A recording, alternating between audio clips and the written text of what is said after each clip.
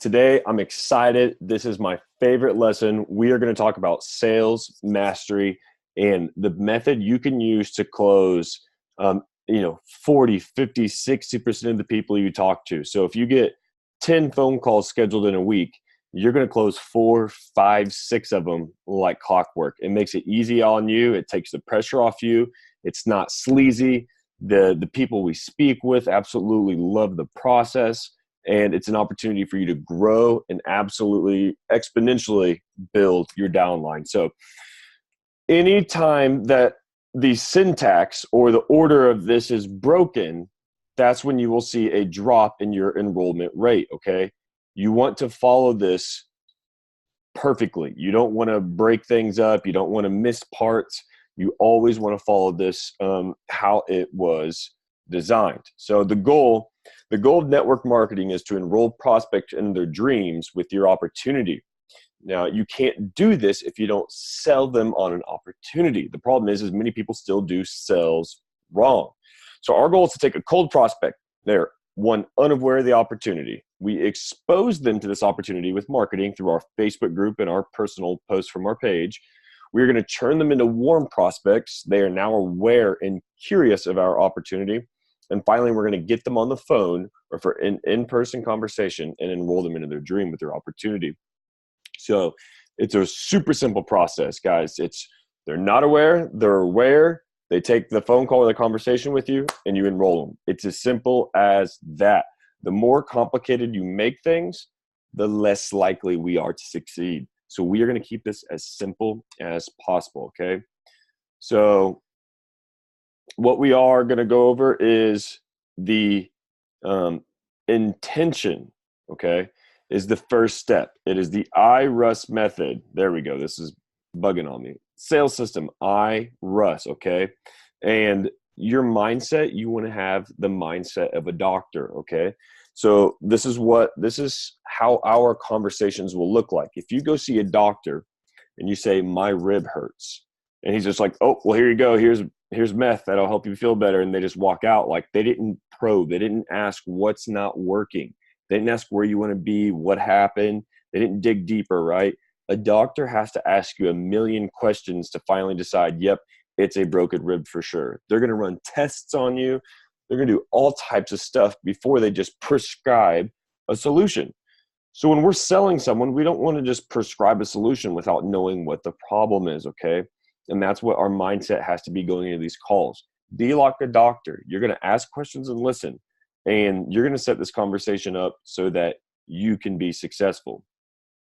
So intention is our first step, the I. So the definition of intention is a thing intended, an aim, or a plan. This is a mental state that represents a commitment to carrying out an action. An appropriate energy. It includes planning and forethought, okay? This is overlooked by so many, but I can't tell you how important it is to have an intention to sit down 10 minutes before you're supposed to take this phone call and think about how are you going to serve this person the best, okay? Picture them in your mind's eye, enrolling them into your opportunity. Actually visualize this, see this, set an intention before you take the phone call, and I swear it will make all the difference. Our outcomes for intention. Our intention is to become present to the client we are about to serve. Any personal matters are put on hold until we are done. If your husband's yelling, your wife's nagging, your kids are going crazy, like, we're going to put all that to the side and we're going to be present with just this person we're going to serve. And to do anything other than that is a disjustice to them. So we need to remember this client needs an advocate, not a sales pitch. This is someone's mom, someone's father, their son or daughter, or someone's hero.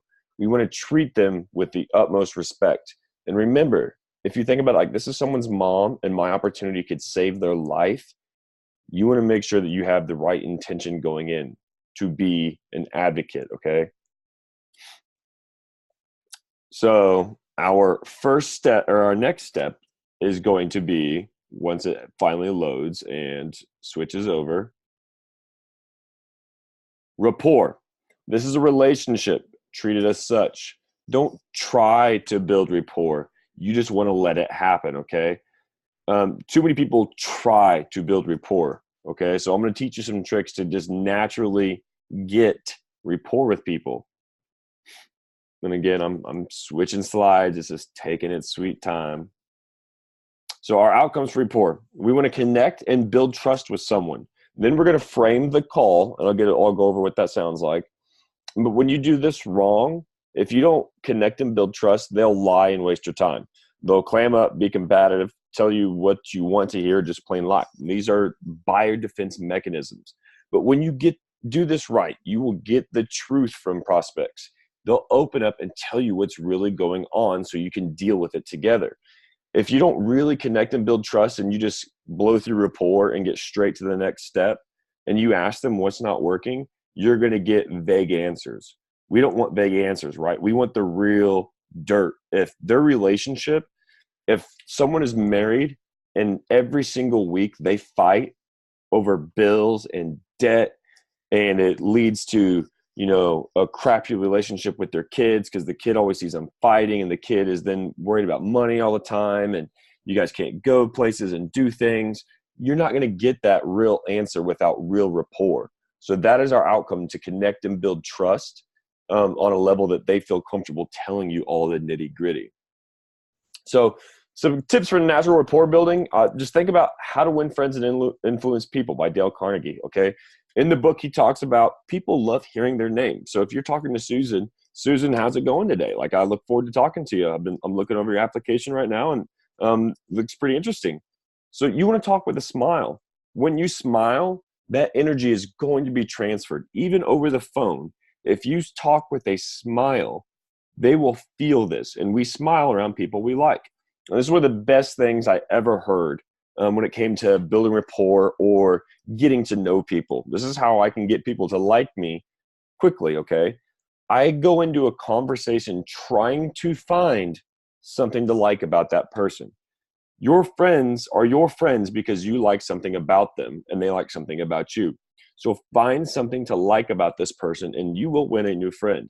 So when I'm talking with someone, and maybe I'm talking with Susan, I'm going to look for things to like about Susan. And once I find it, then it's just natural, right? Then now all of a sudden you guys like two of the same things and it's fun there, okay? So that is one of the most beautiful things. And once you've built that rapport, then you're going to frame the call and you're going to say, okay, Susan, so maybe you spend 5 minutes in rapport, maybe it's 10, sometimes it can be 40 minutes. Maybe it's in the first second you guys click. You're going to say, okay, Susan, in order for this to work, I'm going to have to ask you some questions and you tell me what you think I need to hear. So let's go from there. Okay, that's where you frame the call. Framing the call is essentially you setting the frame, the floor, and owning the call. So you are telling them that the way this is going to happen is you are going to ask them questions and then they will answer, okay? We don't want to be the ones talking on this phone call. You want them talking. You want them letting everything out. So the U in iRUSS stands for uncover the problem.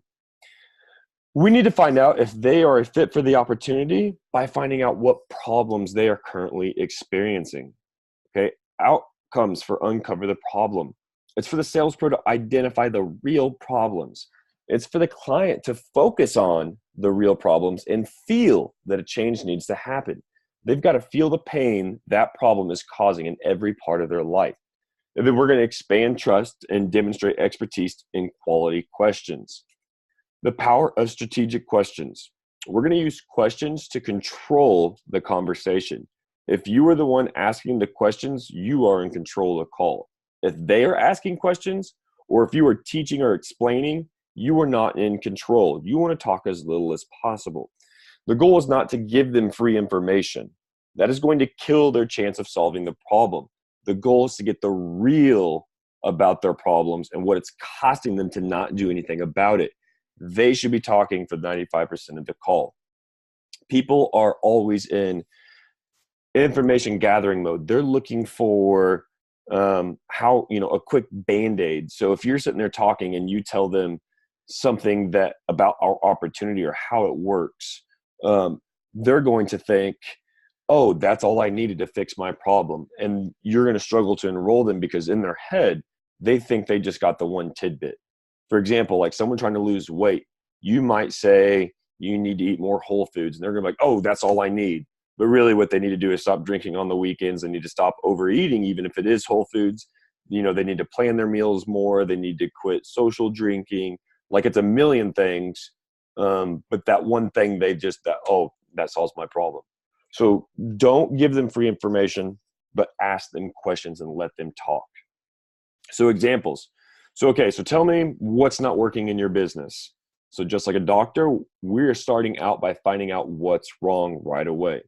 So, okay, Susan, so tell me what's not working in your business, or you could ask your life or what have you, whatever it is that you have gathered from this person.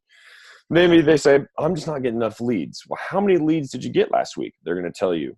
Well, how many of those did you close? Were they ideal clients or were they not? Are these leads coming from referrals, or do you have a pipeline, a constant influx of new leads like we're going to teach you how to do in this? Maybe it's they can't close leads. Oh, well, I can't seem to like close enough leads. Well, how many people have you talked to in the last month? Maybe they tell you 10. Out of those, how many did you close? Maybe they tell you 0. Why do you think you're having trouble closing them? What's it costing you to not close them? You know, think about what questions you can ask. Working too hard. So how are you delivering your service now? You know, maybe they just blitz everybody and hand out 1,000 cards. How many hours are you spending every week? Well, I'm working right now 60 to 70 hours. Well, what are you missing out on by working 60 to 70 hours? Well, I mean, I'm not home a lot right now. And last week I actually missed my kid's soccer game because I was out working and networking. And, you know, and you can sit there and probe and probe and probe and get to the real problem. And you want them to experience the pain of that problem and what it's costing them to not solve it today, right now. You know, how many hours do you want to be working? Well, I want to be working 30. Whew. So you're working 60 hours a week and missing soccer games, and you want to be working 30? Yeah, that's where I want to be. People change because of pain. It is the most powerful leverage to get someone to change, right? Someone has a heart attack, and the doctor says, if you don't change how you eat and drink and smoke, you're going to have another one, and it could be your last one, right? And that's massive pain that forces them to change, right? It's the husband who is extremely jealous and the wife is going to leave him. Massive pain associated with that. I've got to do something now today. That is what we are going to do with these questions, okay? So why uncovering the problem is powerful. This changes the client's focus. It is very difficult to talk about your problems in a detailed, and again, not in a general or a superficial way, without getting uncomfortable. This is what we want. This cuts through the rationalizations, excuses, and the bullcrap. We want them to focus on the detailed problems, and we want them to get uncomfortable because that's going to change them. And so that's going to be our way of helping them. This is the area that salespeople want to skip and the area buyers don't want to discuss. However, skipping this step will come back to bite you later when multiple objections come up at the end of the call. You can't effectively enroll or serve if you skip this step. So one of the things that we want prospects to feel the pain of their problems is the greatest motivator of change. People change when they realize how serious of an issue it is not solving it. So one of the things that you want to do in uncovering the problem is you want to go through and figure out what are the top 10 problems your opportunity solves, right? So I can't close enough leads. In our team, obviously I'm teaching you how to sell. So if you can't close leads, that's obviously a problem because you're not going to make a lot of money if you can't sell. So then you want to identify 10. So I'm not getting enough leads. We teach you how to do that. Maybe you can't close leads. You're working too hard. Your cash flow, you just don't have enough money. So you want to identify 10 of these big problems. And then you want to come up with about 4 or 5 strategic questions. So like, okay, I can't close leads. How many people have you talked to in the last month? We want to come up with strategic questions that probe at that big problem. So we've got the big problem, and then we've got symptoms. So come up with 10 big problems we solve, and I want you to do a little work on figuring this out. And then you're going to come up with 4 or 5 symptoms of that problem and come up with questions, okay? So can't close leads. You know, I don't know anything about marketing. and then come up with questions, obviously, that you can ask from there. So the first S stands for size up the client. So now we need to size up whether they are a good candidate to work with you or not. Outcome for size up the client.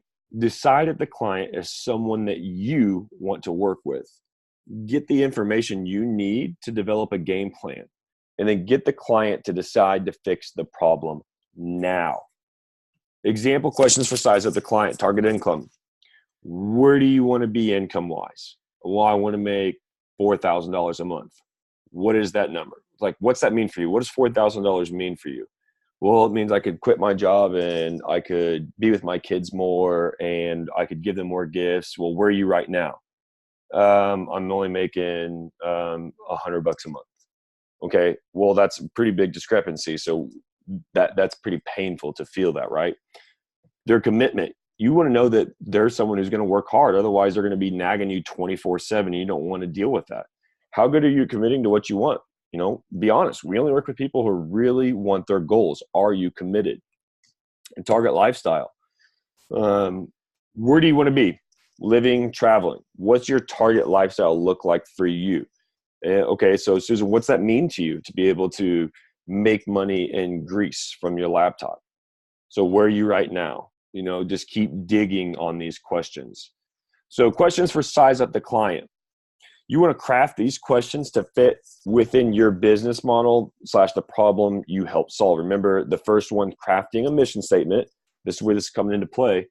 If you help single moms or stay-at-home moms or 20-somethings escape the 9-to-5, your questions want to reflect that, since that's the majority of the people you're going to talk to. You need to size up their current state and what outcome they are looking to achieve. Have real standards for who you'll work with and who you won't. And I'm serious, make an actual list, because if you invite people in that you just know you have a bad feeling about, they will drain you of your energy. They will rob you of being able to serve other people. So you have to be serious about having a real list. And if you do, you'll attract more people who that you want to work with. Yeah, you will attract people you want to work with if you have a list, because you will actively, without knowing it, look for those kind of people. So these are good questions to help them see what life can be like working with you and our team. By asking standard questions as well, you can use that to overcome objections at the end, because you want to write down all their words that they use and use it back with them. So when they say something like, yes, I'm committed to making my goals, at the end, they could say something like, well, I'm struggling right now and I'm just not sure that I can do it. Like, I don't know if I have the power. And you can say, well, Susan, you told me you were committed to your goals. Is this still true? And they say, yes. And you say, okay, well, if I teach you it, and so on and so forth. So you want to make sure that the standard questions are written, and all their answers are written in their exact words. And then you want to be able to read that back to them. And then the last S, of course, sell a solution. It's time to present your opportunity. So our outcomes for sell a solution are to present your offer as the best and only solution to their problem. We want to frame the value of your offer as 10x the investment or more in future pace new possibilities. We want to enroll them in their dream. We want to simplify the payment process, and we want to annihilate objections. Button down the frame. This is where we're going to frame the journey, celebrate, and reinforce their decision to get them into intelligent action and get them started today. So in sell the solution, once you know you can help the prospect, recap all their problems in their words. Okay, let me make sure I have all this. The big challenges you have are you work too much, you're overwhelmed, your debt's piling up, you can't keep up with your bills, and blah, blah, blah. Do I have all this right? So we just want to make sure that we recap all their problems. We want to bring that back into the conversation. If you need more leverage, like if you feel that it's going to be a hard sell, you could bring this in. What do you think is going to happen if you can't fix those problems? Well, like, life's going to be tough, right? So you can use that if you feel you need more leverage. Or you could use, why haven't you fixed those yet? Okay. So once you recap all their problems and you are sure you want to work with them, then you say, okay, I'm 100% confident we can help you solve all those problems because And that's when you give them a high level conceptual overview of how we and our team help solve their problems. And we don't want to give them step-by-step instructions. Remember, we're not giving out band-aids. You say, hey, this is, you've got these problems, and here's a brief overview of how we'll help you do that. We have sales training, we have marketing training, we have XYZ, and we will help you solve all those problems by doing this. So do you have any questions for me? And they're probably going to ask you, okay, well, what about the price, or what's the investment?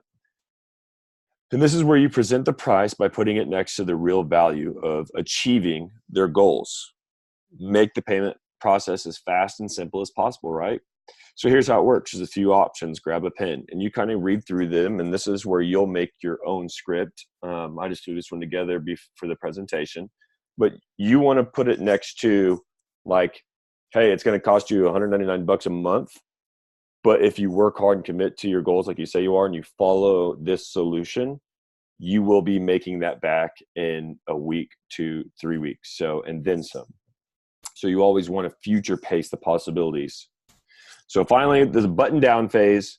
We want to, after they've committed, they've paid, you're still on the phone with them, they've signed up, and you've got them on the phone. This is where you frame the journey, celebrate, and reinforce their decision to get into action.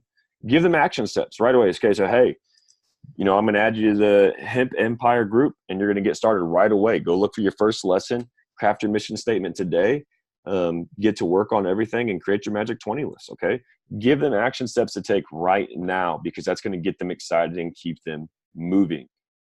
And that's the base of the sales. Okay, we're going to get detailed more later about handling objections and dealing with people, and more red light, green light, different tactics like that.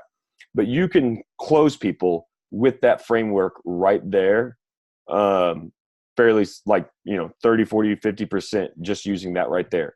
So I want your action step today now is to create a sales script based on what we just went over.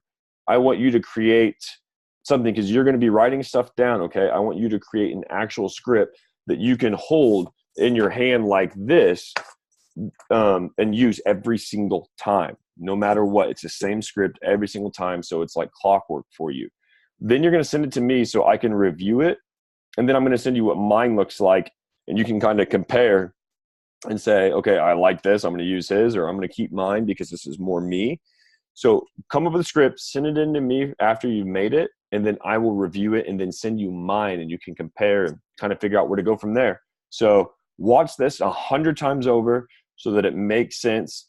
Once you do this and you structure your conversations in this way, you will be able to close people like clockwork, because it's using their emotions. Okay.